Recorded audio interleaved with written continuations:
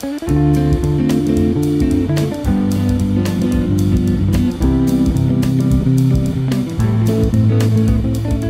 sociologie n'a pas très bonne presse.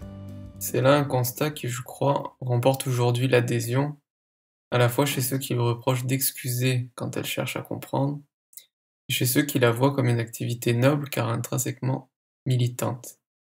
Mais les ennemis mal renseignés et les alliés les plus encombrants de la discipline ne sont pas les seuls.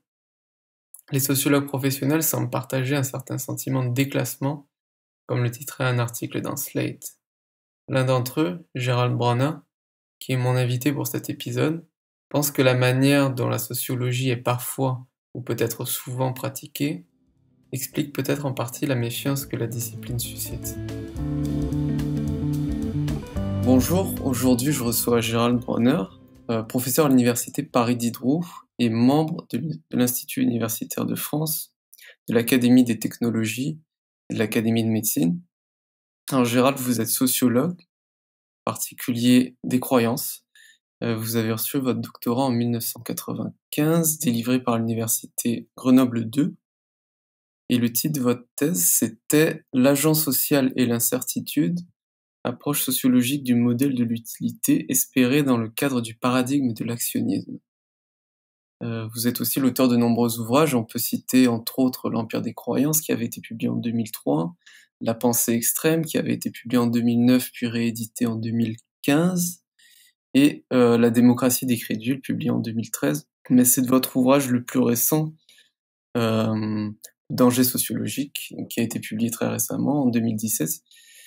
C'est donc de cet ouvrage qu'on va parler principalement. Donc juste d'abord deux questions plutôt générales avant d'entrer dans le détail de la discussion scientifique entre guillemets. Pourquoi avoir choisi ce titre, le danger sociologique? Qu'est-ce que ce titre signifie? C'est un titre un peu ambivalent d'ailleurs. C'est une des critiques qu'on adresse à l'ouvrage, qui me semble être une critique quand même assez marginale. On ne peut pas juger d'un ouvrage sur son titre, mais tout de même, cette ambivalence, nous l'avons choisie. On ne peut pas dire que nous n'avions pas pensé que le titre avait un double sens. C'est volontairement que nous avons choisi ce double sens. C'est-à-dire que nous pensons que la sociologie est en danger, et qu'elle constitue en quelque sorte aussi un danger par les analyses inconséquentes que certains de ses membres, pas tous évidemment, peuvent représenter, mais en particulier surtout pour elle-même. C'est donc un danger interne que nous analysons, puisque nous pensons, contrairement à d'autres auteurs, que la sociologie ou une partie de la production sociologique n'est pas irresponsable des critiques qu'on lui adresse. D'accord. Alors, justement, je pense que pour certaines personnes qui ne seront peut-être pas d'accord avec ce que vous venez de dire, la sociologie sera complètement ne sera pas du tout responsable, disons-le comme ça, des critiques qui lui sont adressées. Ça me fait penser justement qu'il existe quand même des critiques entre guillemets malhonnêtes de la sociologie. Est-ce qu'on vous a reproché d'apporter de l'eau au moulin de détracteurs, disons, mal intentionnés entre guillemets? La sociologie. Oui, tout à fait. D'abord, vous avez raison, et on aurait raison de dire que la sociologie subit un certain nombre d'attaques illégitimes, dont certaines que nous mentionnons dès l'introduction de notre livre, par exemple la volonté au Japon d'interrompre l'enseignement des humanités en général et des sciences sociales en particulier, ne nous paraît pas fondée en raison. De la même façon, pour prendre des sujets que nous ne défendons pas particulièrement, comme vous l'aurez remarqué, les gender studies ont été attaqués en France et ailleurs pour de très mauvaises raisons. Ces critiques étaient fondées sur ce qu'on appelle des fake news, c'est-à-dire des informations fausses, et je pense en particulier à la journée de retrait de l'école, qui avait été entre autres inspirée par des mouvements proches des mouvements soraliens, égalité-réconciliation.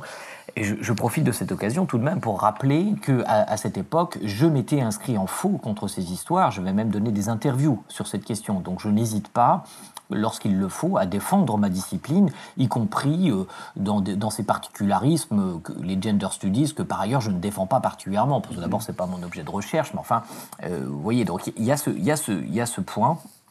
Et ensuite, donc j'accorde que la sociologie subit aussi des attaques pour de mauvaises raisons, mais cela ne veut pas dire que l'intégralité de la méfiance qu'elle suscite est entièrement infondée.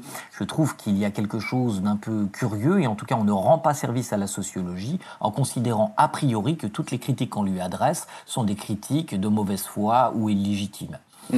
Et ensuite, c'est un argument de type conséquentialiste que vous évoquez. Ouais. Dans le fond, faudrait-il s'abstenir de dire quelque chose que l'on croit vrai parce que l'énoncé de cette vérité pourrait avoir des conséquences néfastes? C'est une vraie question, mais je pense que c'est une question qui ne se pose pas en science. La science est non conséquentialiste dans ses énoncés. C'est une question qu'on peut se poser en politique, par exemple, qui est tout à fait légitime en politique, mais le simple fait, effectivement, qu'on nous adresse cette critique, parce qu'on nous l'a adressée aussi, montre que la dimension conséquentialiste de cette critique mélange allègrement les positions scientifiques et les positions, disons, politiques. Alors, évidemment, je ne peux pas dire que nous sommes totalement surpris par l'ampleur de la polémique, quoique, par certains aspects, je suis quand même un peu surpris. Mais d'une certaine façon, nous doutions et nous espérions au moins que ça susciterait le débat. La question est de savoir si ce sont les bonnes conditions pour un débat rationnel, ça c'est autre chose. Et c'est une autre critique qu'on pourrait nous adresser, et qu'on nous a adressée d'ailleurs, et que j'ai accepté dans un débat public récent. Ouais, je crois que je l'avais entendu. Oui. C'était avec Marc Joly. Et en effet, on ne peut pas considérer qu'en ce moment, en tout cas à court terme, les conditions d'un débat apaisé et serein sont réunies, mais du moins il y a un débat. Et je viens d'apprendre aujourd'hui même, d'ailleurs, qu'une grande revue de sociologie avait décidé de consacrer un numéro spécial à notre livre et aux critiques qu'on peut lui adresser. Ça, je pense que c'est une excellente nouvelle, n'est-ce pas? Parce que ça prouve que, indépendamment de l'écume des réseaux sociaux, où il y a beaucoup d'effets de polarisation et de radicalisation, et où tout et n'importe quoi se dit, y compris émis par des gens qui n'ont pas lu le livre, c'est manifeste, au-delà de cela, je vois qu'il y a un horizon de débat rationnel possible. Évidemment, cela ne peut que nous contenter. Très bien. Mais écoutez, on peut peut-être rentrer un peu plus dans les détails et essayer de comprendre les reproches que vous formulez à une certaine sociologie qui cherche à expliquer, entre guillemets, le social par le social. Donc, un premier reproche qui est quand même très central, je pense, dans le livre, que vous faites à une sociologie qu'on peut dire critique, c'est d'analyser les situations en cherchant à savoir ou à trouver à qui profite le crime. Oui. Et vous parlez de biais d'intentionnalité ici. Oui, absolument. Il y a un certain nombre d'auteurs. Alors quand on parle d'ailleurs de danger sociologique, il faut bien comprendre que dans le fond, les auteurs auxquels on pense ne sont pas forcément que des sociologues. Ce que je veux dire par là, c'est qu'il y a un effet en fait, en quelque sorte de halo qu'un certain nombre d'auteurs d'ailleurs ont bien pointé. Je pense notamment à un auteur comme Matthew d'Ancona dans un livre dont vous avez peut-être pris connaissance, s'appelle Post-Truth, The New War on Truth on How to Fight Back. En quelque sorte, les attaques principales concernent par exemple Michel Foucault. Et il écrit, cet auteur, la prose impénétrable à laquelle ces penseurs ont recouru parfois, si ce n'est souvent, à éloigner d'eux bien des lecteurs. Mais leurs idées édulcorées et standardisées, on pourrait dire sciences humanisées, imprègnent tout un pan des sciences sociales et autres études culturelles. Donc vous voyez, c'est de ça dont on parle aussi. Et puisque, effectivement, par exemple, on parle de Foucault, il faut bien rappeler quand même que Foucault est un auteur complexe, un peu déconcertant, parce qu'il est difficile à cerner. D'un livre à l'autre, me semble-t-il, on dirait qu'il ne défend pas les mêmes thèses.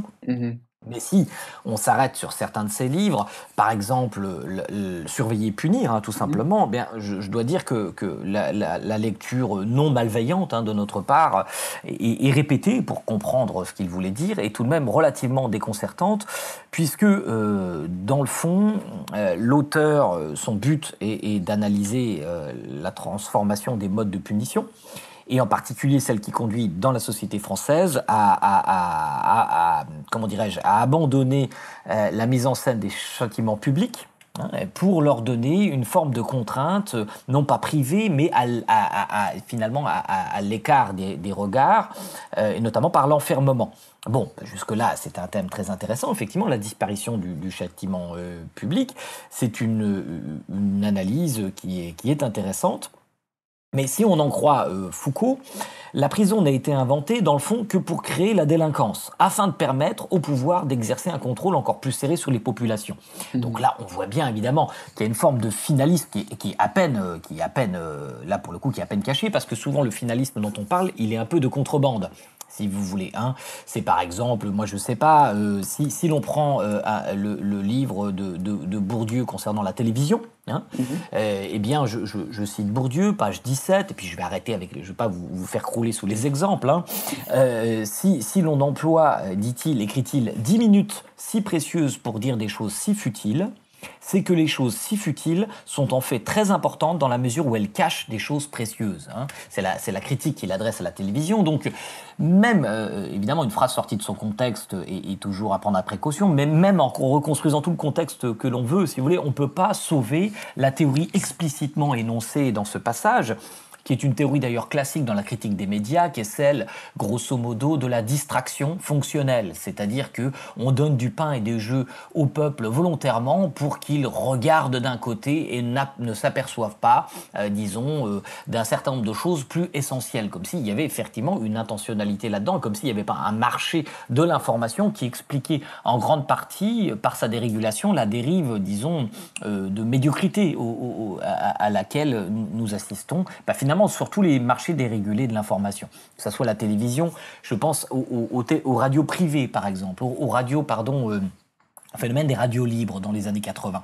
C'est un phénomène très intéressant parce que précisément, nous avons là une dérégulation du marché. Hein. On autorise un certain nombre de radios qui étaient auparavant interdites, et puis dans le fond, elles rentrent en concurrence sur ce marché. Et donc on pourrait se demander, dans cette concurrence, lesquelles vont survivre. Il y avait des radios vraiment formidables dans les années 80 qui proposaient qui faisaient des propositions culturelles tout à fait exigeantes, originales. Eh bien, on sait, celles qui ont survécu, ce sont les robinets à tubes, tout simplement. Et là, il ne faut pas avoir une main mal attentionnée derrière cela. C'est juste un processus de sélection. Le marché, qu'on le veuille ou pas, révèle une forme d'anthropologie non naïve de l'homme.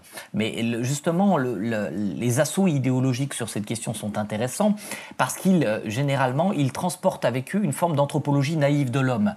Finalement, nous mériterions mieux que ça, nous serions mieux que cela si seulement nous n'étions pas en quelque sorte détournés par la culture de notre bonne nature. Hein. On retrouve des thèmes qui sont très anciens dans la philosophie et qui, excusez-moi, je ne prends pas très au sérieux, surtout quand ils permettent des analyses qui font passer de façon clandestine des formes de fonctionnalisme qui ont été partout combattues dans les autres sciences. D'accord. Donc vous soutenez par exemple, bon là je crois que je vous cite, oui c'est une citation, la sociologie holistique, c'est ce que vous dites, la sociologie holistique se plaît à mettre en scène les individus comme des créatures étrangères à leurs propres actions, déterminées à faire ce qu'elles font par les valeurs et les normes caractéristiques du contexte culturel dans lequel elles agissent. Alors quelque chose qu'on vous a reproché, je l'ai vu passer plusieurs fois, c'est de donner peu d'exemples de travaux sociologiques qui s'inscriraient, disons, dans cette épistémologie que vous critiquez. Est-ce que vous pourriez, donc vous m'aviez dit que vous n'allez pas me faire crouler par les exemples, mais peut-être que donner un peu plus d'exemples voilà, de travaux, ou je sais pas, peut-être de sociologues, enfin je sais que vous n'aimez pas donner trop de noms, mais...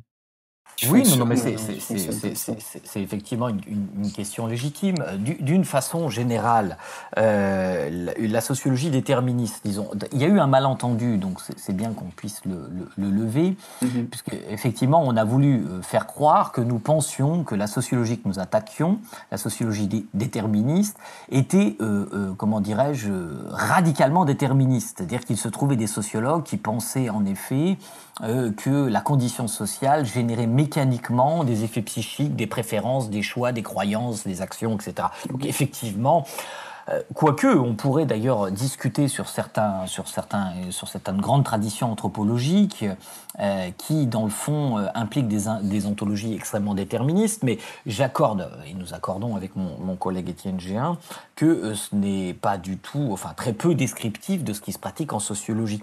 C'est une forme, en effet, de déterminisme plutôt probabiliste que l'on trouve. Grosso modo, ces travaux sont d'une nature, disons, corrélative. On corrèle deux variables. Par exemple, les préférences, les choix culturels, le fait d'aimer tel ou tel type de musicien ou tel type de musicienne, ou la photographie plutôt que sais-je que la peinture, l'art abstrait plutôt que, etc., etc. Et on corrèle ce type de données à, par exemple, l'origine sociale. On pourrait le faire aussi avec les classes d'âge, avec toutes sortes d'autres variables, mais il faut reconnaître que majoritairement, c'est une variable qui intéresse beaucoup ces sociologues dont on parle, c'est la variable d'origine culturelle et sociale. Mais nous pourrions trouver d'autres types de corrélations, entre parenthèses. Donc cette focalisation sur ces variables, et alors des exemples, il y en a de très nombreux, par exemple dans la sociologie de la délinquance, dans la sociologie des médias, dans la sociologie culturelle. Et il suffit de lire même un auteur comme Bernard Lahire, qui est un des bons auteurs de la scène contemporaine de mon point de vue, même s'il était très méprisant pour notre livre, à mon avis, j'ai un peu des doutes sur le fait qu'il l'ait lu. En tout cas, j'ai pas de doute sur le fait qu'il ne veuille pas débattre, manifestement, même si on peut toujours espérer un peu dans l'avenir, on verra bien.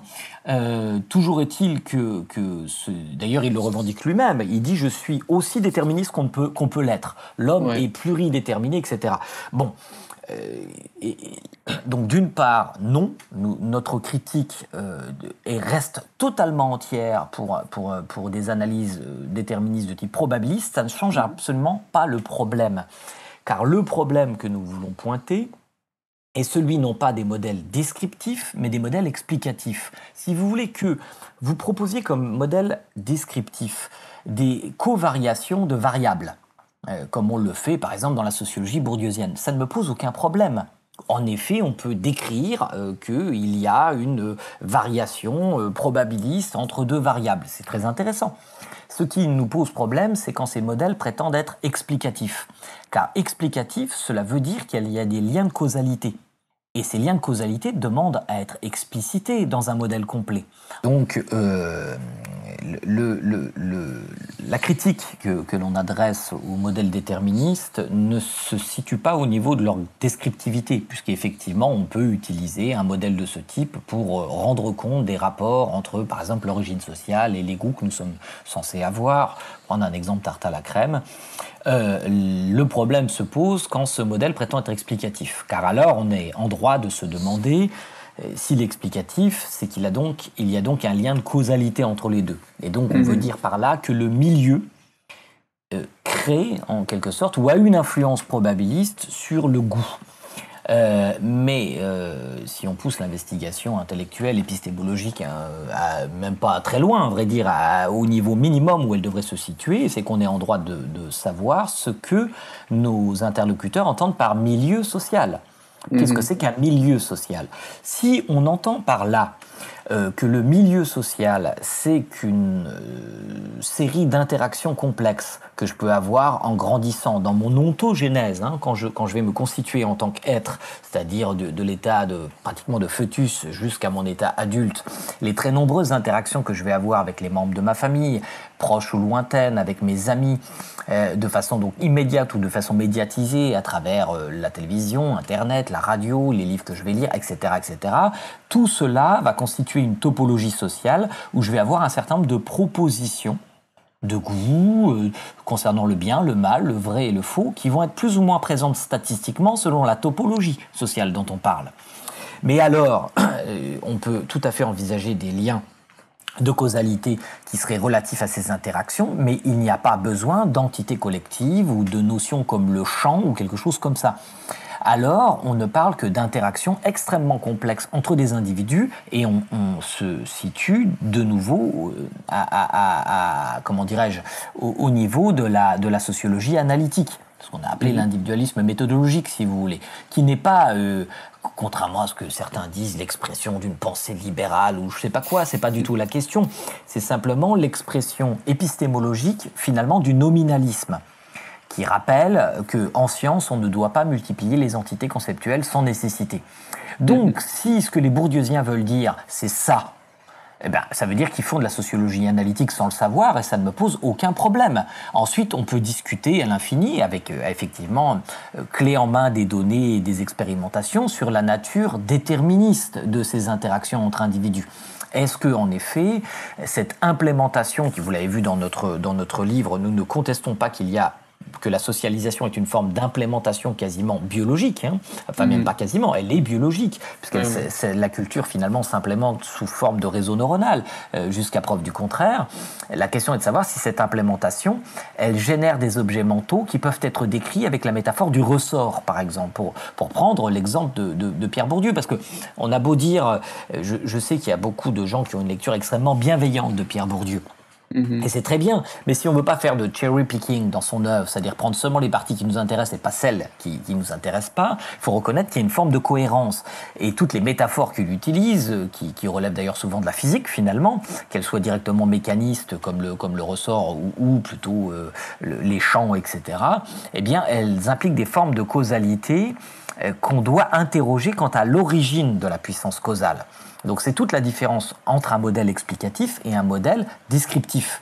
Donc encore une fois, je n'interdis pas du tout, d'ailleurs ce serait absurde et ridicule, il n'est pas du tout interdit, au contraire, en sciences sociales, de pratiquer par exemple l'analyse factorielle pour analyser des covariations d'éléments culturels, c'est très intéressant. Mais ensuite, si on veut faire de la sociologie, il convient épistémologiquement de s'interroger sur l'origine causale de ces phénomènes le plus radicalement possible, c'est-à-dire, eh bien, dans le fond, en pratiquant la parcimonie conceptuelle qui est normalement la règle dans la pensée scientifique. Ce que je vois poindre dans ce que vous me dites, c'est quelque chose auquel j'avais déjà pensé. Je pense en écoutant votre dernier échange justement avec la personne dont j'ai encore oublié le nom, mais c'était Serge Joly. Oui, Serge Joly, c'est ça. C'est pas c'était Serge, Marc mais Joly, pardon. Marc Joly. Donc voilà, Marc Joly. Il me semble que voilà, cette distinction entre le descriptif et l'explicatif, enfin ça me rappelle beaucoup ce qui est très important de distinguer, c'est-à-dire entre la corrélation et la causation. Je vois quand même une correspondance très nette entre... Oui, certainement. Certainement. Donc, c'est vrai que dans le livre, vous avez vu qu'on essaye finalement de mettre en examen certaines erreurs de raisonnement communes, certaines tentations inférentielles qu'on voit souvent dans une certaine pensée sociologique, et on le fait évidemment avec un éclairage expérimental de la psychologie cognitive qui nous fournit beaucoup d'outils pour nous comprendre nous-mêmes.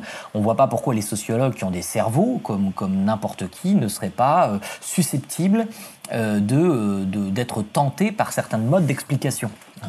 Et finalement, c'est cela que nous essayons d'éclairer. Le mystère, c'est que normalement, justement, la sélection des idées en sciences, elle permet de mettre à distance ces biais cognitifs. Ce n'est pas que les physiciens, les biologistes ou les autres ne soient pas aussi susceptibles que les sociologues de tomber dans ce type d'erreur de raisonnement. C'est évident que c'est une question, disons, cognitive générale, mais la sociologie ne s'est pas dotée des moyens, encore pour le moment en tout cas, de sélection drastique des idées. Pour justement mettre à distance les grandes limites qui pèsent, les grandes limites fondamentales qui pèsent sur la rationalité, dont les limites cognitives. Et vous avez raison de pointer qu'une de ces limites qui est très classique, j'ai enseigné la statistique, donc c'est la première chose que j'enseignais à mes étudiants à l'époque, c'est la confusion entre corrélation et causalité. Et en effet, on peut être, quand on fait de l'analyse factorielle, en première instance, parce que les sociologues savent normalement quand même manier des outils statistiques un peu plus exigeants, mais en première instance, on peut avoir le sentiment que, et c'est ce qu'on trouve quand même assez facilement, que ces éléments sont liés par un lien de causalité. Et une fois qu'on a dit cela, l'autre danger, parce que dans le fond, cette confusion serait encore pourrait être discuté et puis pourrait être connexe, mais le problème et l'étape supplémentaire, c'est qu'ensuite on considère que ces analyses causales révèlent des asymétries sociales qui existent bien, mais que ces asymétries sociales profitent à certains corps sociaux, ce qui est vrai, bien entendu. Une situation profite toujours à certains groupes sociaux, et donc on va regrouper ces ensembles d'individus en fonction de leurs intérêts, en considérant que leur intérêt, en quelque sorte, les constitue comme un groupe qui aurait une essence, et et on retombe là sur l'explication du qui prodest, à qui profite le crime, que dans le fond, sans qu'ils le veuillent vraiment, tout se passe comme si, dirait Pierre Bourdieu, qui fait un usage de son propre aveu très excessif de cette expression, tout se passe comme si, eh bien, il y avait une intentionnalité là-dedans. Vous me demandiez des exemples. Je pense par exemple au livre de Jonathan Crary, je ne sais pas si vous avez jeté un coup d'œil, le capitalisme à l'assaut du sommeil. N'est-ce pas ? Donc il constate, ce qui est une donnée tout à fait intéressante, qu'un peu partout, le temps de sommeil, et ça c'est une donnée réelle, tend à diminuer. N'est-ce pas ? Et puis, alors évidemment, à partir de là, il mélange un certain nombre de choses, le fait que par exemple on empêche de dormir dans telle ou telle prison, les prisonniers, etc. Et tout cela serait donc l'expression d'une entité assez mystérieuse qu'on appellerait le capitalisme. Vous voyez ? Donc je vois pas ce qu'on gagne en force d'explication avec ce genre de choses, mais par contre, ce qui m'intéresse en tant que sociologue des croyances, c'est l'effet psychique que ce type de proposition intellectuelle produit. Et ça produit un effet psychique fort qui est très satisfaisant. Une impression que j'ai pas encore bien éclaircie, je dois vous dire, une impression de comprendre le monde en profondeur, alors qu'on le comprend selon des modalités qui sont, comment dirais-je, extrêmement trompeuses et fallacieuses. Mais ça donne l'impression d'être un peu plus intelligent, voyez-vous ? Et c'est d'ailleurs le sentiment d'un certain nombre de penseurs critiques, n'est-ce pas, qui manquent beaucoup d'esprit critique. Nous l'avons souligné dans le livre. D'accord. Juste un point peut-être à clarifier. Donc, avant de lire votre livre, j'ai aussi lu celui de Bernard Lahire pour la sociologie, pour avoir une opinion peut-être un petit peu différente. Bien sûr. Et donc, vous épinglez une partie au moins de la sociologie que vous appelez holistique pour son passage par-dessus le cerveau. Enfin, vous en parlez dans votre livre, vous l'avez mentionné brièvement il y a quelques minutes. Alors, dans son livre, Bernard Lahire, il parle quand même de ce qu'il appelle la complexité interne des individus dont le patrimoine de disposition à voir, à sentir, agir, etc. est plus ou moins hétérogène, composé d'éléments plus ou moins contradictoires.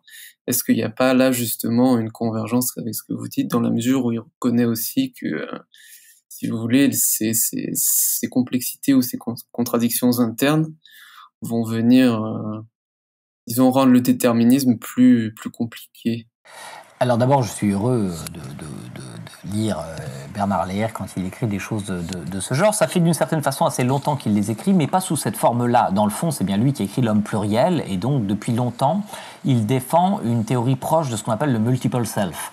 C'est pas lui qui a inventé cette théorie, il y a des auteurs bien antérieurs qui ont développé l'idée que nous vivrions, en fait, que le soi serait une forme d'illusion, et que cette illusion permettrait la coexistence de moi interne, d'où le terme de multiple self à l'intérieur du cerveau, ce qui est une thèse qui peut être très facilement défendue, en fait, y compris avec les données contemporaines. Ce que j'ai reproché un temps à Bernard Lahire, c'est d'abord de parler beaucoup des sciences cognitives avec le sentiment qu'il me donnait de mal les connaître. Puisque dans ses livres précédents, notamment dans un livre qu'il avait... c'est un livre collectif qu'il avait co-dirigé, qui s'appelait, je crois, les sciences cognitives sous la critique des sciences sociales. Je ne me rappelle plus le titre d'ailleurs, ça c'est curieux que ça m'échappe. C'est un livre que j'ai beaucoup parcouru et qui me donnait quand même le sentiment d'une méconnaissance profonde, en réalité, des apports des sciences cognitives. Je dois vous dire que dans un livre plus récent, dans les replis du social, je crois que ça s'appelle comme ça, ce livre, il fait montre d'une connaissance bien plus pointue, non seulement concernant les sciences cognitives, mais concernant les neurosciences, ce qui m'a tout à fait satisfait. Bon, je dois dire qu'à l'époque, j'avais publié un article dont nous nous inspirons en partie pour ce livre, Le danger sociologique, un article dans la Revue française sociologie qui s'appelait, cette fois je l'avais écrit tout seul, Cerveau et socialisation, et qui insistait sur le fait que la théorie de l'habitude habitus de Bourdieu était parfaitement compatible avec les neurosciences contemporaines. Je dois dire que cet article n'a eu absolument aucun écho. Donc je suis très heureux aujourd'hui de découvrir que cette thèse est défendue par d'autres collègues, dont Bernard Lahire, tant mieux. Mais sauf que, alors je ne sais pas s'il a lu cet article finalement, en tout cas il ne le cite pas, mais s'il avait lu attentivement, il aurait été peut-être sensible à une critique que nous lui adressons, mais qui est une critique majeure, qui est de nature, à mon avis, à réduire à rien le modèle qu'il propose. Parce qu'en effet, il a tout à fait raison, évidemment, le cerveau est quelque chose d'absolument extraordinairement complexe, et nos modes de socialisation sont multiples et, surtout, contradictoires, évidemment.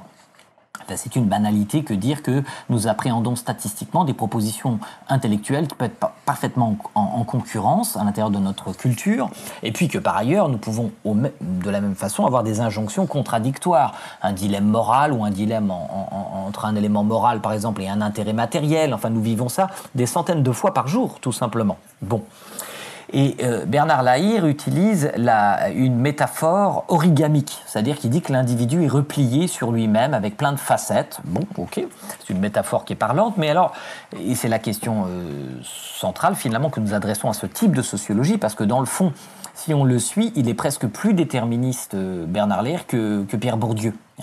Il le revendique d'ailleurs lui-même, il est aussi déterministe qu'on peut l'être. C'est lui qui, on donne cette citation dans le livre, qui est un peu plus long que cela, et c'est une position qui peut être défendue simplement. Ce qui me pose problème, donc il pense lui, et c'est une forme de sophisme à mon avis, que plus il y a de détermination, plus on est déterminé, vous voyez. C'est ça en fait qu'il veut dire. Et sauf que ça fonctionne pas comme ça, parce que plus il y a de détermination contradictoire, plus il est nécessaire d'avoir des instances d'arbitrage. Ce qu'il ne voit pas, c'est que les faces pliées de cet individu, je lui laisse donc cette métaphore origamique, je veux bien l'utiliser pour la discussion, eh bien ces faces d'individus, ces injonctions, ces différentes formes de socialisation, elles sont en permanence dans un conflit intra-individuel. Par exemple, nous mobilisons beaucoup dans le livre toutes les données très récentes et difficiles à contester de la question de l'attention. À quoi simplement je vous parle même pas d'éléments aussi complexes que la culture, les choix moraux, etc. Juste à quoi notre cerveau fait-il attention ? Il peut être distrait par un bruit, etc. Rien que sur ces questions-là, on voit apparaître des instances de concurrence intra-individuelle et donc la nécessité d'instances d'arbitrage, y compris la possibilité, par exemple, au niveau du cortex préfrontal, de revenir sur un certain nombre de décisions routinières pour reprendre le contrôle. C'est en particulier vrai, par exemple, pour les décisions à long terme, pour les stratégies, etc. Bon. Alors vous allez me dire, bon, mais qu'est-ce qu'il est en train de nous dire là ? Ça voudrait dire dans le fond que cette multidétermination, elle autorise de nouveau la pensée d'un libre arbitre. Non, c'est pas ça. Je me méfie de la notion de libre arbitre parce qu'elle me paraît métaphysique. Et elle voudrait peut-être dire que dans le fond, dans le cerveau, il y aurait comme un homunculus qui déciderait finalement... non. Si nous défendons le modèle de l'acteur social, c'est bien sous l'appellation de modèle, c'est-à-dire c'est une fiction intellectuelle. Nous ne prétendons pas qu'il y a un homunculus qui tire les ficelles. Nous disons simplement que compte tenu de la pluridétermination probable de notre cerveau et de son extrême complexité, nous sommes incapables dans l'état actuel des connaissances, peut-être que dans quelques années ça sera différent, mais nous avons des raisons fortes de croire que non. Et je pourrais peut-être m'en expliquer si ça vous intéresse. C'est un pari intellectuel, je peux me tromper, mais je pense que cette situation d'extrême complexité et d'impossibilité donc de rabattre cette extrême complexité sur des modèles de type déterministe, elle va être relativement durable. Donc ce que nous disons simplement, c'est que cette pluridétermination qui caractérise le cerveau, ces injonctions contradictoires, elles ne peuvent être approchées qu'en tenant compte de deux choses. D'une part, l'imprédictibilité des effets psychiques produits, n'est-ce pas ? Parce qu'on rappelle que même quand les individus sont extrêmement experts, comme des radiologues, et qu'on leur présente les mêmes radios à un mois d'intervalle, il y a une probabilité de chance qu'il n'ait pas le même diagnostic. Ce qui veut dire que même quand un cerveau est routinisé par une extrême compétence, il peut produire des effets psychiques face aux mêmes stimuli qui sont différents. hein. Donc on voit que c'est un cas limite pour montrer en quelque sorte l'imprédictibilité de la réponse psychique, même quand il y a une injonction de culture particulière. Et puis deuxièmement, la nécessité d'instances, de prendre en compte des instances d'arbitrage qui ne sont pas centralisées forcément sous la forme d'un moi. Bien entendu, il y en a de multiples d'instances d'arbitrage, même si aujourd'hui les neuroscientifiques de l'attention identifient des zones très précises et qui sont intéressantes et qu'on mentionne d'ailleurs sans cacher le caractère spéculatif dans l'état actuel de la connaissance dans notre livre. Ce qui veut dire que, selon nous, le meilleur modèle disponible sur le marché des idées sociologiques à l'heure actuelle pour rendre compte de ces caractéristiques des phénomènes sociaux, eh bien, c'est tout simplement le modèle de l'acteur social, la sociologie analytique, quoi, grosso modo, qui respecte le principe de parcimonie conceptuelle que j'ai évoqué tout à l'heure et qui respecte la caractéristique d'imprédictibilité des phénomènes, disons, psychosociaux pris dans leur sens large. D'accord.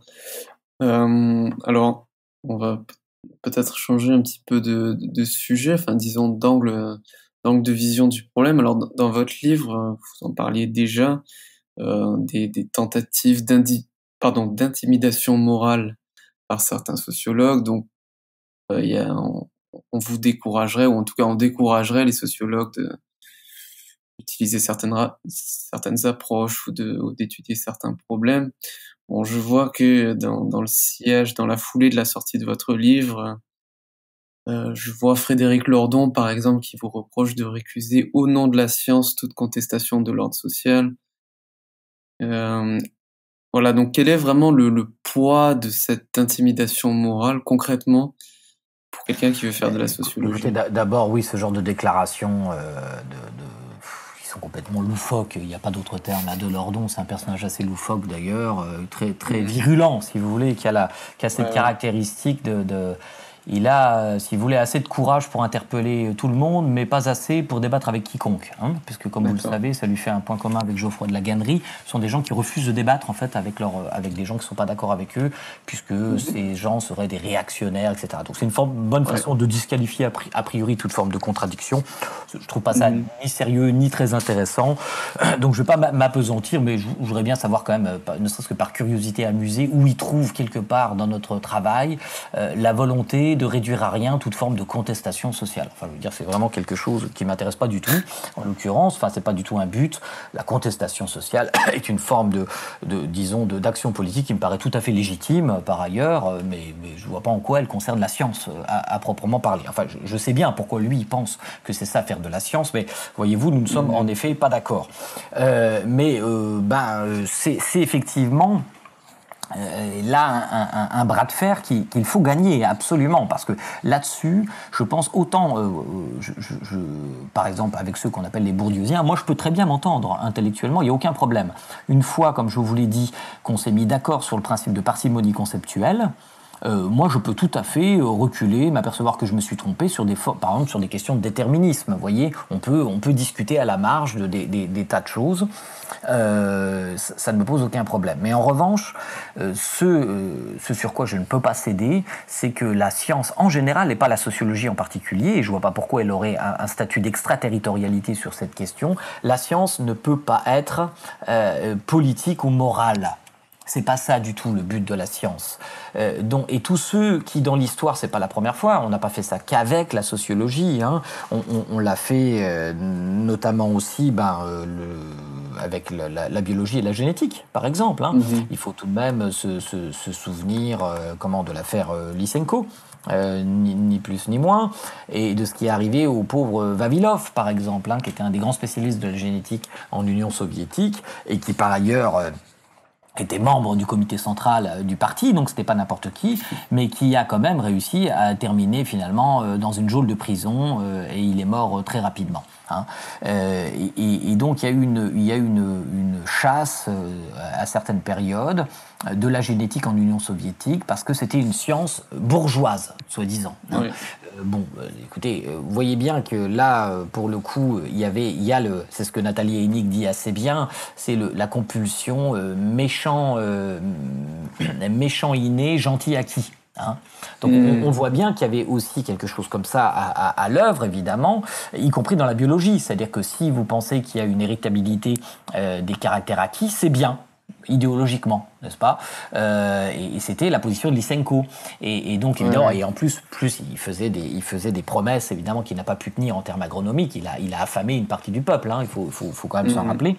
Donc, comparaison n'est pas raison, mais tout de même, souvenons-nous que le fait de subordonner la science aux catégories du bien et du mal, d'abord, ne correspond à rien d'efficace dans l'histoire des sciences, à rien de réel, et cela peut avoir des conséquences terribles pour la discipline. Mais je crois que de ce point de vue, tous les pères fondateurs étaient d'accord, parce que c'est le cas de Weber, on le sait bien. Et c'est pas pour rien qu'il a démissionné de la société allemande de sociologie qu'il avait contribué à fonder. C'est précisément parce que déjà à son époque il y avait ce type de dérive. Mais Durkheim, de la même façon, on a beau dire que Durkheim a dit la sociologie ne vaudrait pas une heure de peine. Hein, vous vous rappelez de. Mais ce que Durkheim a voulu dire simplement, et je ne peux être d'accord qu'avec cette conception, c'est qu'une discipline doit avoir finalement une discipline scientifique doit souvent être adossée à une forme d'ingénierie. Non pas par principe, non pas pour rendre service à l'ordre social ou je sais pas quoi, comme dirait l'ordre ou d'autres, mais tout simplement parce que le va-et-vient entre le modèle intellectuel et l'expérimentation pratique est précisément ce qui crée généralement de la cumulativité. On pourrait dire dans le fond que le monde grec avait conçu des modèles intellectuels qui préparaient l'avènement de la science. Mais comme cet avènement n'était pas adossé à une forme d'ingénierie, à une forme d'expérimentation pratique, eh bien, finalement, ça, je suis pas spécialiste de cette question, on va dire que c'est un peu spéculatif ce que je dis, mais on a le sentiment que, justement, finalement, ce qui aurait pu être la puissance de l'exploration du possible par la science a été un peu tué dans l'œuf. Donc, et c'est à ce titre d'ailleurs aussi que je considère que la sociologie, en pensant à Durkheim et son heure de peine, la sociologie doit avoir un regard extrêmement vif sur la question de la normalisation des variables, par exemple, et pourquoi pas de l'expérimentation. Elle doit poser des problèmes simples, humbles, et tenter d'y répondre de la même façon. Avec plein de défauts, bien entendu, puisqu'on parle de phénomènes extrêmement multivariables. C'est ça la question, en fait, difficile en sociologie, c'est que la plupart des sujets dont on parle sont extrêmement multivariables. Prenez le cas de la radicalisation que je connais un peu, par exemple. Mais je pense que c'est le cas d'à peu près tous les phénomènes, et si on veut rabattre ces phénomènes multivariables extrêmement complexes à une variable qui serait l'origine culturelle, par exemple, ben, je pense qu'on est au moins myope, hein, et pour pas dire plus, quoi. Donc, la question de l'approche expérimentale en sciences sociales doit être pleinement posée, celle de la neutralisation des variables qu'on trouve dans l'expérimentation, mais aussi de la normalisation de ces variables, parce que on ne comprend pas comment on peut atteindre une forme de cumulativité si on ne normalise pas nos variables. Prenez, moi je suis un lecteur de la psychologie, et je veux dire, quand la psychologie se pose la question, par exemple, du conspirationnisme, et s'intéresse beaucoup, il y a beaucoup de papiers, il y a des centaines de papiers sur ces questions, eh bien ils font un test, en quelque sorte, c'est vrai que quand on lit le test, on peut être en désaccord, je me suis dit, tiens, c'est un peu bizarre, etc., mais il l'améliore au fur et à mesure des papiers, chacun apporte son petit grain, en quelque sorte, c'est un travail collectif, la science, de sélection des idées, et c'est très important pourtant d'avoir un test, parce que sinon, comment vous pouvez dire que les conspirationnistes, par exemple, sont plus sensibles à telle perception du hasard, ou au contraire, pas plus sensibles que les autres, ou au contraire qu'ils détectent par exemple mieux des patterns ou des choses comme ça. Vous ne pouvez pas le faire si vous n'êtes pas sur la terre ferme, si vous n'avez pas une normalisation de variables, n'est-ce pas? Rien ne se compare à rien dans ce cas de figure. Donc, les sciences sociales n'ont pas échappé totalement à ce type d'intérêt, et je pense notamment aux grandes enquêtes sur les valeurs de Engelhardt et de son équipe. Donc on trouve des tentatives comme cela dans les sciences sociales, et quand elle fait ça, les sciences sociales apportent des connaissances qui intéressent tout le monde, n'est-ce pas? D'accord. Alors, autre reproche qui vous a été adressé, là c'était dans un article du Monde. Bon, en gros l'idée, donc, vous rappellerez peut-être de l'allocution cabinet de curiosité. En gros, on vous reproche de vous intéresser à des problèmes complètement hors sol, comme pourquoi est-ce qu'une personne s'arrête au feu rouge. Vous ne vous enfin, vous ne vous intéresseriez pas aux vrais problèmes. J'ai l'impression que c'est un peu ça le reproche. Bon, alors, il y a deux aspects. Il y a mes travaux en général et le livre que nous avons coécrit avec Étienne Gien. Je pense pas que dans mes travaux en général, on puisse m'accuser de pas m'intéresser à des problèmes extrêmement contemporains, hein, qui sont ceux de la crédulité, par exemple, de la dérégulation du marché de l'information. Mais enfin, faut être prudent parce qu'on est à l'abri de rien, parce que j'ai appris successivement que j'étais pas sociologue, pas chercheur, que je faisais plus de recherche de terrain, etc. Ils ont pas de chance parce que précisément, en ce moment avec mon équipe, on a un intense travail de terrain. Donc bon, là, on est vraiment mais c'est très étonnant, c'est-à-dire c'est des gens qui diffusent quand même, y compris là-dedans, il y a des directeurs de recherche CNRS, etc., qui diffusent totalement des fake news. Sur la question du livre, parce que je pense que le compte-rendu du Monde visait plutôt le livre. Oui. Il n'a pas eu cette malhonnêteté là qu'ont eu certains sur les réseaux sociaux. Il faisait le livre et donc là il y a quand même un malentendu. C'est-à-dire que j'ai l'impression que les gens, j'ai envie de leur dire, mais si vous voulez écrire un livre, par exemple un livre de sociologie de la sociologie, faites-le. Mais n'inventez pas un livre qui n'existe pas. Notre livre, c'est un livre d'épistémologie. Donc effectivement, dans l'introduction, nous prenons, ça nous a été reproché, quelques exemples un petit peu, disons, caricaturaux, précisément, mais non pas, d'ailleurs pas que, puisqu'on parle aussi des gender studies, etc., qui sont plutôt très orthodoxes et très mainstream dans les sciences sociales. Mais c'est vrai que quand on prend des gens comme Geoffroy de Laganneri ou certains délires de Edgar Morin, on prétend pas qu'ils sont représentatifs de la sociologie à aucun moment. Je crois même qu'on écrit exactement l'inverse. Simplement, on s'étonne finalement de la faible réaction du milieu. Le milieu n'a vraiment réagi fortement, et tant mieux, que lorsqu'il y a eu la soutenance de thèse d'Elisabeth Tessier. Là, on a vu finalement une réaction quasi unanime et rationaliste du milieu, et je m'en félicite, je dois vous dire. Et là-dessus, je n'oublie pas, par exemple, que quelqu'un comme Bernard Lahire avait fait un travail tout à fait remarquable. Voilà, et ça fait du bien aussi, d'abord de le dire et de s'en rappeler.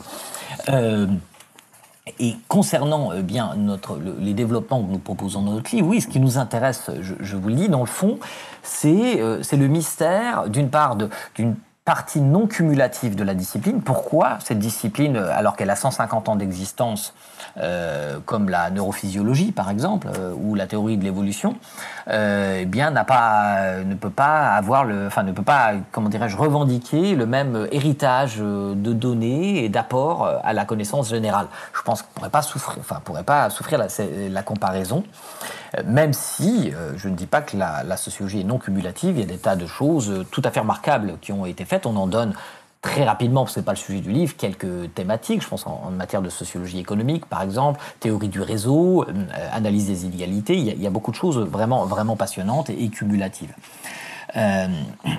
Et donc, oui, en effet, on donne des exemples triviaux parce qu'on veut être compris, tout simplement. Je vois pas où est le problème, parce que ce qui nous intéresse, c'est de savoir quel est le modèle qui est le plus adéquat pour rendre compte des phénomènes sociaux. Mais précisément, ce que nous voulons montrer, c'est que même avec des exemples aussi simples que l'obéissance au code de la route, par exemple, eh bien, le problème est en fait extraordinairement complexe. Et donc, ce qui est vrai pour le moins l'est forcément pour le plus, si vous voulez. Donc, je ne comprends pas très bien cet argument. S'il y a une extrême complexité dans le simple respect d'un feu rouge, et qu'on peut montrer sur un exemple aussi simple que ce qui jaillit de la décision d'un individu, même si elle peut être prédite d'une certaine façon, ne peut pas être absolument expliquée par un modèle déterministe, eh bien, on ne voit pas comment, du coup, cela ne serait pas vrai pour des phénomènes beaucoup plus complexes et beaucoup plus multifactoriels. Alors, on peut finir avec deux questions qui s'éloignent un peu de la teneur qu'ont pris les débats, je pense. Donc c'est vrai, vous l'avez mentionné un peu plus tôt, on vous reproche de remettre le libre arbitre au centre de la vision de l'homme. Bon, j'ai compris que ce n'était pas ce que vous faisiez. Mais justement, alors il y a eu des études neurologiques dans les 10-15 dernières années qui ont vu que la notion de libre arbitre semble ne pas faire sens, puisque si on arrive à faire de l'imagerie du cerveau en temps réel et qu'on demande à la personne de prendre une décision, la personne qui est derrière la machine, donc qui observe le cobaye en temps réel, pourra dire avec une précision supérieure à celle du hasard quelle va être la décision prise justement par le cobaye. Il y a un livre de Sam Harris qui s'appelle Free Will, justement, sur la question. Donc ma question ce serait, est-ce que ces découvertes-là, bon, je pense pas que ce soit le cas, mais bon, on peut en discuter. Est-ce que ces découvertes-là ont un impact pour la vision de la sociologie que vous défendez? Pas du tout. Nous mentionnons certains de ces travaux, c'est notamment le cas dans le cas de l'attention. Alors il y a effectivement les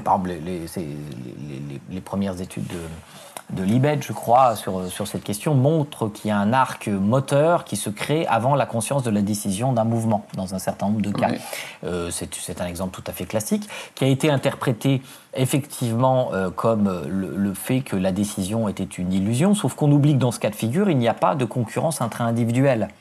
C'est-à-dire que ce que fait le cerveau, c'est une préparation à l'action potentielle. Et cette préparation à l'action, elle peut s'incarner dans un acte.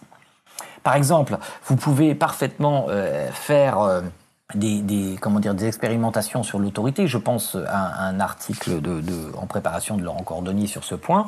Vous faites rentrer 2 personnes avec des autorités différentes et vous pourrez mesurer que les personnes n'ont pas le même type de sudation. Ils vont suer plus abondamment en la présence d'un individu qui a plus de prestige social que d'un autre. D'accord ? Et ils n'en ont pas conscience, bien entendu. Mais il n'empêche que cette préparation à l'action, donc le cœur bat un peu plus vite, etc., il y a une forme de préparation à l'action. Peut-être qu'il faut se mettre à genoux ou qu'il faut se soumettre à une personne qui a une importance supérieure. Donc ça, il faut en tenir compte. Sauf que l'action de l'individu, par exemple, est-ce qu'il va se lever de sa chaise, est totalement imprédictible. Statistiquement, hein, d'après ces recherches-là, on ne peut pas prédire si la personne va se lever ou pas se lever. N'est-ce pas ? Donc, d'une part, il ne faut pas confondre l'analyse qu'on peut avoir d'un principe d'action unique et une situation où il y a une concurrence intra-individuelle de plusieurs injonctions. Par exemple, s'il y a plusieurs injonctions motrices différentes, qu'est-ce qui se passe ? Notre cerveau inhibe sans cesse des tonnes d'actions auxquelles vous ne pensez même pas consciemment. Et c'est par exemple le syndrome qu'on mentionne de la main intranquille, c'est-à-dire que si une certaine zone de votre cerveau est endommagée, votre corps va produire des actions qui ne seront pas inhibées. Alors c'est très intéressant parce que ça veut dire qu'à l'intérieur de notre cerveau, il y a une foule d'actions qui ne se réaliseront jamais en acte. Et parmi les 10-15 actions possibles, il va y avoir un arbitrage entre ces actions. Vous comprenez ? Donc en fait, effectivement, certains ont voulu lire les données de la neurophysiologie contemporaine, enfin du cerveau, la plus contemporaine comme étant la preuve d'une forme de déterminisme. Mais ce déterminisme, je ne le nie pas. En tant que rationaliste, si vous voulez, je ne fais aucune hypothèse sur l'existence d'une âme ou quelque chose comme ça. C'est pas une question scientifique. Ce qui m'intéresse, c'est quels sont les modèles intellectuels adéquats pour rendre compte de ces phénomènes. C'est la seule question. Voyez-vous ? Et c'est la seule question qui doit intéresser un homme de science. Or, je prétends et je redis que compte tenu de la complexité, de la concurrence intra-individuelle ordinaire, parce que le cas, par exemple, de l'expérience de Libet, c'est un cas tout à fait limite. En effet, dans certains cas, par exemple, on sait, et on donne l'exemple d'ailleurs dans notre livre, si vous vous souvenez bien, par exemple, nous pouvons tout à coup fuir face à un danger sans l'avoir décidé. Parce que dans certains cas, il y a certains signaux qui atteignent directement notre tronc de motricité, sans passer par aucune instance d'arbitrage, voyez-vous ? Donc là, évidemment, c'est un cas limite où on peut dire que l'action est comme un réflexe. Et dans ce cas limite, la métaphore du ressort est la bonne. Mais c'est un cas limite et extrême qui est absolument pas descriptif de la banalité des phénomènes mentaux, sociaux que nous vivons dans la vie qui intéresse la sociologie. Et donc, c'est quand même assez curieux de vouloir rabattre sur ces phénomènes des modèles qui sont mécanistes et, à mon avis, relativement peu opérationnels, quoi. Donc voilà, ces résultats des neurosciences, mais évidemment que je les connais très bien. D'ailleurs, je crois que c'est Lordon qui dit ça aussi. Toute la neuroscience contemporaine montre que l'homme est ultra déterminé. Oui, mais c'est pas la question du tout. C'est pas notre question. La question, encore une fois, c'est celle du modèle intellectuel adéquat pour rendre compte de ces phénomènes. Et si, par exemple, on arrive à produire des modèles de cerveau, comme on essaye de le faire, je crois, en Suisse, un modèle de cerveau tout construit de façon bottom-up, et qu'on arrive à avoir, du coup, un modèle type mathématique déterministe, eh ben, on verra. Mais je vous rappelle que pour l'instant, si vous avez suivi un peu cette affaire de cerveau, c'est plutôt un échec. Il n'y arrive pas du tout. D'accord. Et c'est pas du tout étonnant, puisque la combinatoire qui est impliquée, elle est telle, c'est 1 million de milliards de connexions, elle excède en complexité tous les objets connus dans l'univers.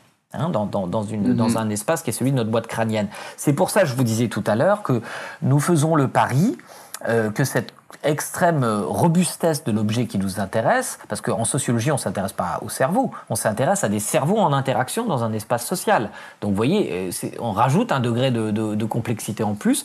Il est probable qu'en tout cas, à un assez long terme, on ne puisse pas se servir de modèles simplistes pour rendre compte de ces phénomènes. Voilà. Et peut-être définitivement, auquel cas on aurait défini la colonne vertébrale de ce que doit être les sciences sociales, mais nous n'avons pas cette prétention puisque nous utilisons un argument que nous nommons l'argument d'incompétence. C'est en raison de notre incompétence provisoire que le modèle de l'acteur social nous paraît évidemment un acteur social incarné. Là aussi, c'est une autre critique absurde qui nous est faite parfois ou qui est adressée parfois à la sociologie analytique. Ce serait un individu désocialisé qu'on viserait, mais pas du tout. Enfin, je veux dire, pourquoi diable ? Bien sûr qu'il y a une topologie sociale. Enfin, je veux dire, on se sert de ça dans nos recherches. Ce que nous discutons, c'est la question fondamentale des ontologies sociales. D'accord. Alors, ma dernière question concerne quelque chose que vous évoquez brièvement en passant dans le livre, c'est le rôle de l'inné dans les comportements. Oui. J'avais vu dans son livre que Bernard Lahire, enfin il me semble en tout cas, il me semble que Bernard Lahire le rejette totalement il le rejette totalement au moins de manière implicite, puisqu'il parle des influences qui s'exercent à un instant donné sur le cerveau d'un individu, et il parle de toutes les habitudes, les réflexes et les manières de penser qui lui viennent d'expériences précédentes, mais ce sont des expériences vraiment sociales au cours de sa vie, quoi. Il n'y a pas de mention de la biologie.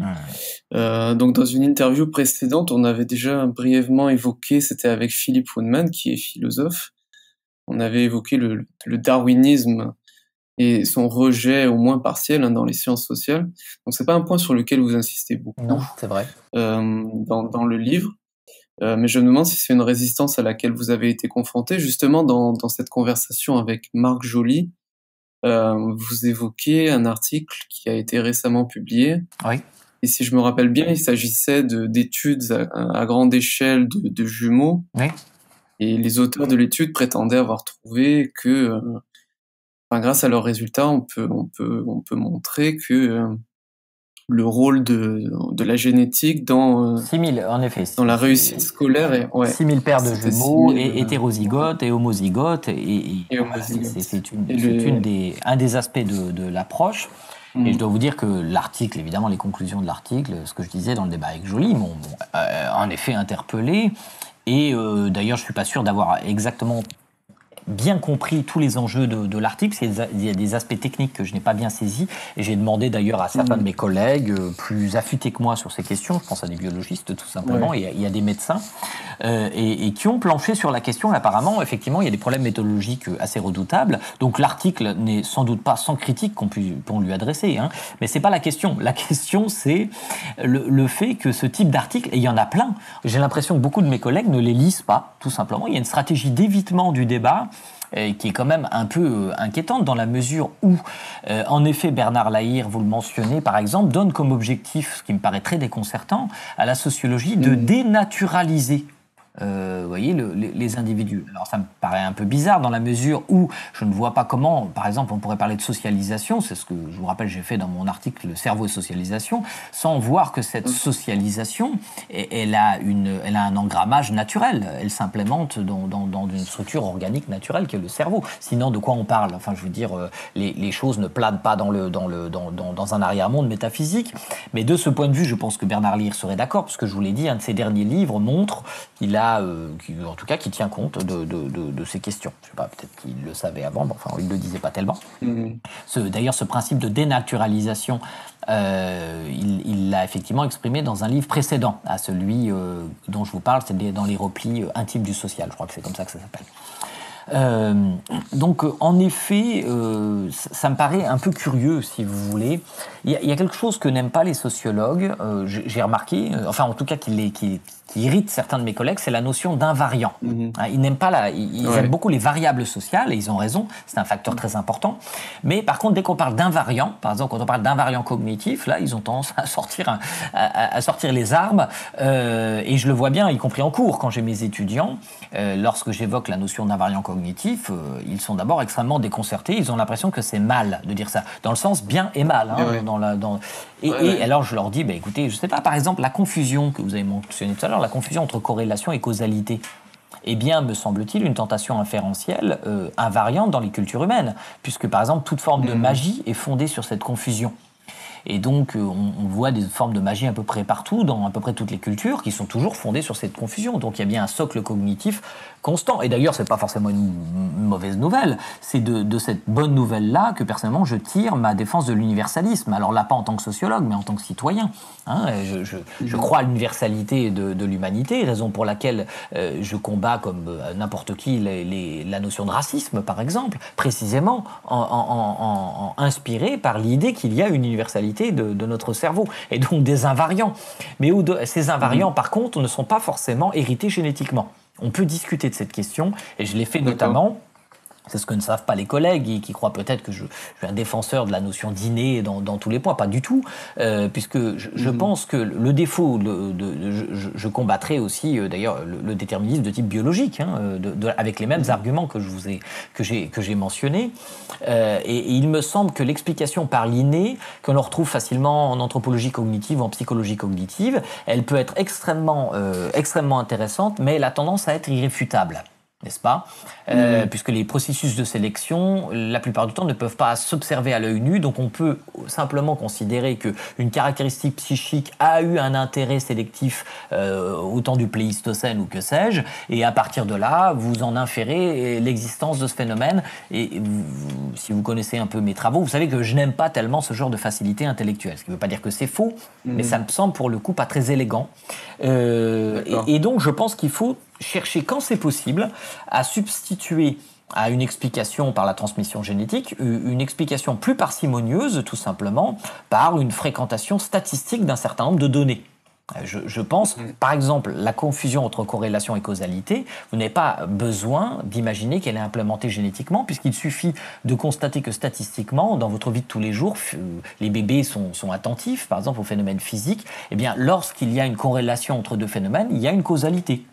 Quand un objet chute, il y a une corrélation entre la chute et la sonorité qu'il produit, par exemple. Et on voit ça sans cesse dans des milliers de fois, peut-être dans une journée. Et il y a bien une causalité. C'est bien la chute de l'objet qui produit, par exemple, ce son. Donc on peut supposer que la fréquentation statistique de régularité, elle implémente des lois qui sont généralement vraies, mais pas toujours. Et d'ailleurs, c'est assez conforme avec la théorie, par exemple, du cerveau bayésien, qui est, à mon avis, très résistante, ou même la théorie du darwinisme neural, qui est effectivement une sélection par essai-erreur, et qui montre toute la puissance des phénomènes inductifs pour implémenter un certain nombre de raisonnements. Mais, dans un certain nombre de cas, nous ne pouvons pas expliquer certaines dispositions psychiques par cette fréquentation de régularité statistique. Je pense par exemple au phénomène paréidolique, le fait de voir des objets ou des visages dans des éléments informes comme les nuages ou une tache de graisse, etc.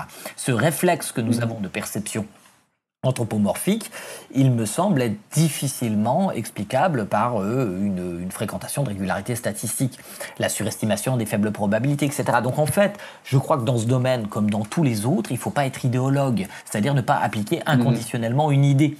La science, dans le fond, elle est flexible, quoi. Elle est pragmatique, mais pas dans le sens philosophique du terme. C'est-à-dire qu'elle est relativement, finalement, terre à terre. Elle essaye des modèles intellectuels, toujours en visant la parcimonie. Et puis, si ça suffit, on va dire que provisoirement, c'est une approche qui est supérieure aux autres, bien entendu.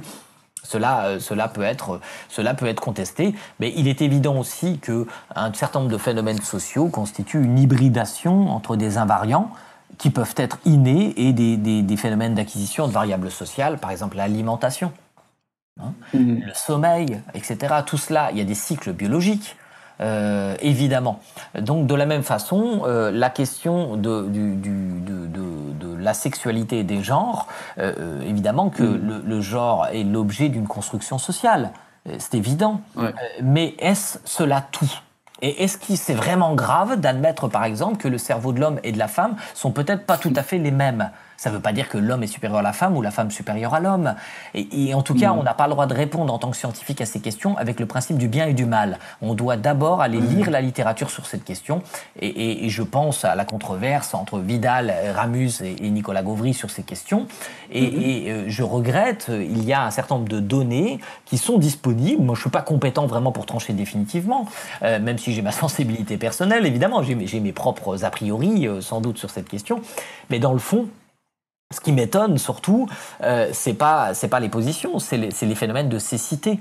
C'est-à-dire qu'il y a quand même, en effet, une absence de considération d'une certaine littérature scientifique sur des questions qui nous intéressent. On ne peut pas tout savoir, bien entendu. Mais quand on est intéressé par ces questions, ça me paraît quand même curieux de ne pas aller y voir un peu. C'est ce que j'ai essayé modestement de faire, par exemple, avec les neurosciences. Je suis qu'un autodidacte dans ce domaine, évidemment. Je pense à peu près comprendre les textes que je lis. Mais ça me paraît tout à fait naturel d'aller faire ça, avec beaucoup de modestie, évidemment, quand les questions qui sont posées en sociologie sont aussi celles qu'on retrouve dans d'autres disciplines connexes et qu'elles y apportent des réponses complémentaires. D'accord. Oui, c'est un joli programme. Ah ben oui, c'est sûr. Ouais. C'était ma dernière question. Alors, je ne sais pas s'il y a un point que vous trouvez qu'il aurait vraiment fallu aborder, mais sur lequel on ne s'est pas arrêté. Non, je crois qu'on a pas mal balayé là. Hein, on a déjà pas mal balayé. Ouais. D'accord. Et écoutez, dans ce cas-là, je vous remercie d'être venu discuter avec moi. Merci à vous, Vincent, pour votre travail. Voilà, ça fait partie de la diffusion de la connaissance. C'est chouette, c'est bien. J'espère que notre échange vous aura un peu intéressé. Mais enfin, vous n'aurez pas appris grand-chose parce que vous aviez déjà lu le livre. Ok, bravo pour votre travail. Je suis toujours admiratif des gens qui font la promotion de la diffusion des idées. Hein, et c'est très bien. Et vous-même, vous êtes physicien, c'est ça, ou j'ai pas bien compris? Moi, je suis physicien. Ouais, c'est ça. Comme Arnaud.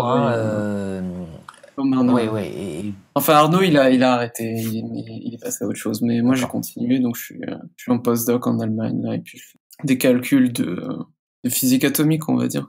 D'accord, bon, formidable. Et c'est formidable que vous vous intéressiez de si près aux sciences sociales, hein, parce que, bon, sur certains sujets, vous me paraissez en connaître plus que certains collègues. Mais enfin, bon, c'est intéressant. D'accord. Oui. Écoutez, merci encore, Gérald. Mais je vous en prie.